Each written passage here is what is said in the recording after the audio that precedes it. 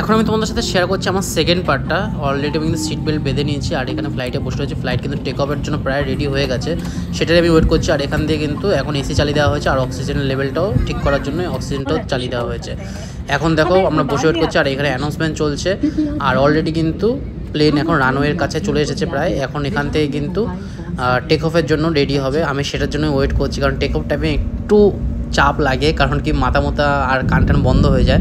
Already কিন্তু plane নিজে speed নিয়ে নিচ্ছে 130 থেকে 40 কিলোমিটার। আর এখন আমরা কিন্তু টেক অফ করে নিলাম।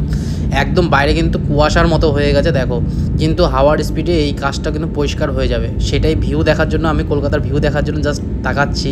কিন্তু আমি বাইরে থেকে কিন্তু হাওড়া ব্রিজও দেখতে পাচ্ছি আর কোলাঘাট এক্সপ্রেসওয়েও দেখতে পাচ্ছি। খুব সুন্দর লাগছে, রাত্রিবেলা কিন্তু আরও সুন্দর লাগে কলকাতা শহরটাকে। আর আমি এখান থেকে যাচ্ছি এখন দিল্লি এয়ারপোর্টে যাব। দিল্লি এয়ারপোর্টে যাওয়ার জন্য আমার ভোর 5:30 ফ্লাইট ছিল, সেটা কিন্তু 7:25 মধ্যে দিল্লির মধ্যে পৌঁছে যাবে। আর তোমাদের সাথে ফার্স্ট পার্ট আমি শেয়ার করেছি কীভাবে মানে এন্ট্রি করতে হয়, আর সেকেন্ড পার্টে শেয়ার করছি আমার এই প্লেনে। আকাশপথে মেঘ দেখতে কিন্তু অনেক দূর পৌঁছে গেলাম দুজন মিলে। কেমন এনজয় করছো?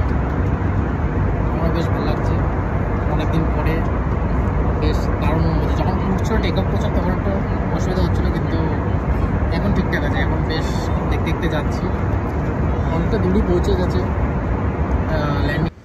প্লেন এখন সমুদ্র তল থেকে কিন্তু প্রায় 1000 ফিট উচ্চতায় রয়েছে আর মেঘের শহর রয়েছে। দেখো মেঘ কিন্তু ভাসছে, কত মেঘ রয়েছে এখানে।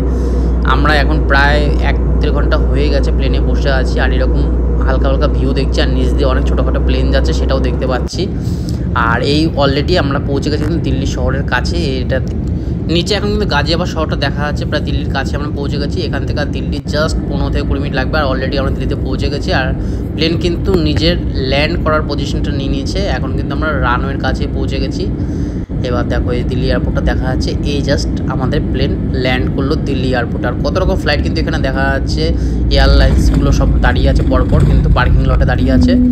এখানে এয়ার ইন্ডিয়া রয়েছে গো এয়ারের বেশি ফ্লাইট দেখতে পাচ্ছি আমি, সরি গো এয়ার কি বলছি, ইন্ডিগোর ফ্লাইট আমি সব দেখতে পাচ্ছি। আর এখানে চলে এসেছে আমাদের পার্কিংয়ে।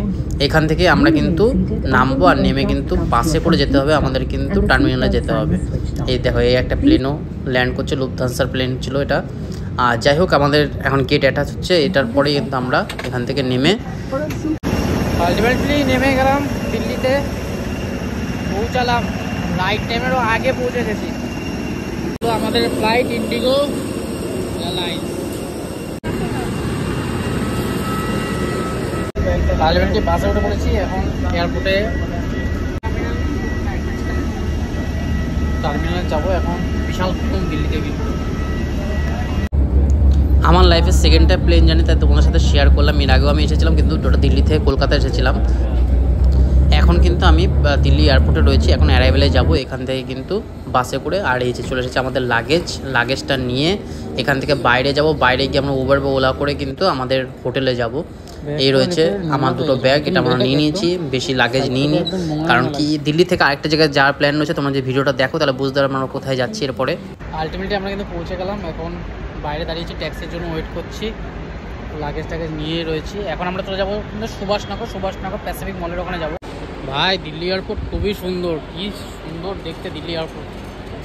ভেবেছিলাম প্রচণ্ড গরম হবে, কিন্তু সেরকম কোনো গরম নেই। আমরা এখন উবার ট্যাক্সি স্ট্যান্ডে যাচ্ছি। টার্মিনাল সি থেকে বেরিয়ে কিন্তু উবারের ট্যাক্সি স্ট্যান্ড রয়েছে, তো উবারের ট্যাক্সি স্ট্যান্ড থেকে কিন্তু এখন ট্যাক্সিটা নেবো সুভাষনগর যাওয়ার জন্য।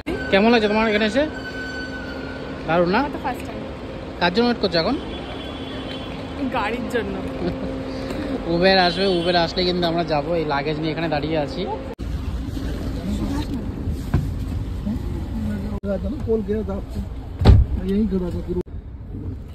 আলটিমেটলি গাড়ি পেয়ে গেছি, বিশাল গরম লাগছে।